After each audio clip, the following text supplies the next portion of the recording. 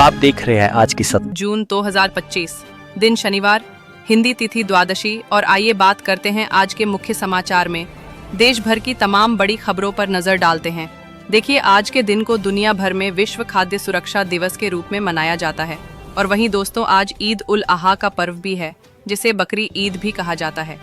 देखिए, ईद उल अहा के मौके पर सीएम योगी ने भी देशवासियों को शुभकामनाएं दी और बकरी ईद को लेकर कुछ दिशा निर्देश भी जारी किए हैं।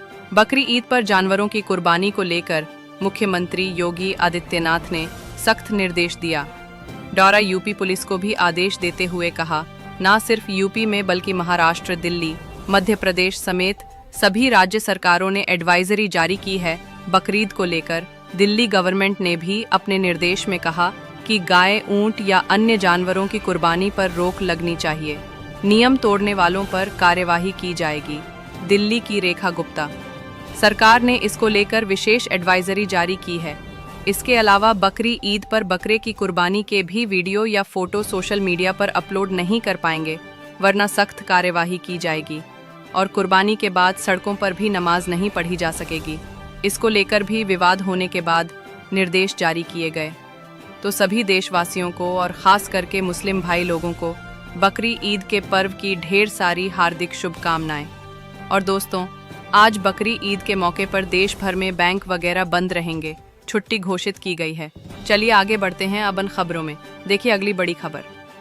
मार्केट रेगुलेटर सेबी ने बड़ी कार्यवाही करते हुए भगोड़े मेहुल चौकसी के बैंक अकाउंट, डीमेट और म्यूचुअली फंड खाते को जब्त कर लिया है। सेबी ने 2.21 करोड़ की बकाया वसूली के लिए बड़ा कदम उठाया है। और इधर देखिए, विजय माल्या ने भी कहा कि मैं वापस भारत लौटना चाहता हूं, मगर जेल से डर लगता है। मैं बिना केस के जेल नहीं जाना चाहता। और एक इंटरव्यू के दौरान विजय माल्या ने ये भी दावा किया कि मैं जेटली को बताकर जिनेवा गया था, लेकिन मेरा पासपोर्ट रद्द हो गया तो वापस लौट नहीं पाया।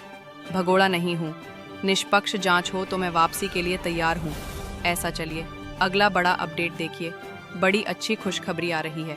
होम लोन बैंक लोन लेने वाले ग्राहकों के लिए 5 महीनों में तीसरी बार दरअसल आरबीआई ने आम आदमी को बड़ा तोहफा दिया और एक बार फिर से रेपो रेट में पिछला 5% की बड़ी कटौती की है। तो इससे अब आपका बैंक लोन लेना सस्ता होगा। और भारत के जीडीपी ग्रोथ रेट पर भी आरबीआई ने एमपीसी बैठक के बाद अनुमान लगाया, साल 2026 के लिए 6.5% जीडीपी ग्रोथ रेट बरकरार रहेगी। ये कुछ डाटा भी आप देख सकते हैं। देश की इकोनॉमी जीडीपी ग्रोथ पर क्या बोले आरबीआई गवर्नर। और अपनी इसी एमपीसी मीटिंग में रिजर्व बैंक ने बैंक लोन को लेकर बड़ा फैसला लिया। ब्याज दरों में पिछला 5% तक की कटौती की है। तो इससे मान लीजिए आपने 20 साल का 20 लाख का लोन लिया हुआ है, तो उस पर आपको तकरीबन 1.5 लाख रुपए का फायदा होगा। इसका पूरा गणित आप समझ सकते हैं इस टेबल में कि ब्याज दरों में कटौती का आपको क्या बेनिफिट मिलेगा। दरअसल रेपो रेट वो रेट होते हैं दोस्तों, जिस पर आरबीआई से बैंकों को लोन मिलता है। तो वो रेट कम होने के बाद बैंक भी अपने ग्राहकों के लिए लोन की रेटें कम कर देते हैं। समझ रहे हो? ये वजह है कि आरबीआई द्वारा ब्याज दरों में कटौती से अब बैंकों को भी ज़्यादा पैसा मिलेगा। सीआरआर में भी कटौती की गई, तो आम आदमी को सस्ता कर्ज मिल पाएगा।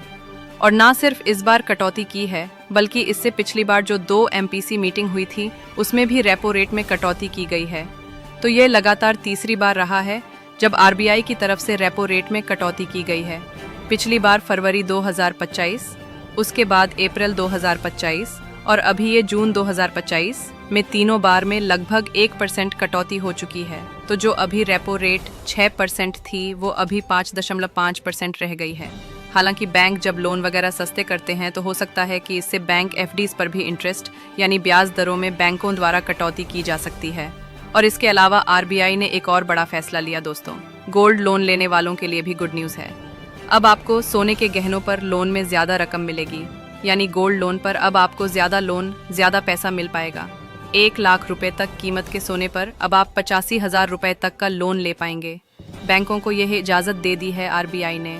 इस तरह के नियम में भी बदलाव किया है। रिजर्व बैंक ने 2.5 लाख रुपए तक के गोल्ड लोन पर लोन टू वैल्यू यानी LTVV रेशियो को 75% से बढ़ाकर 85% कर दिया है।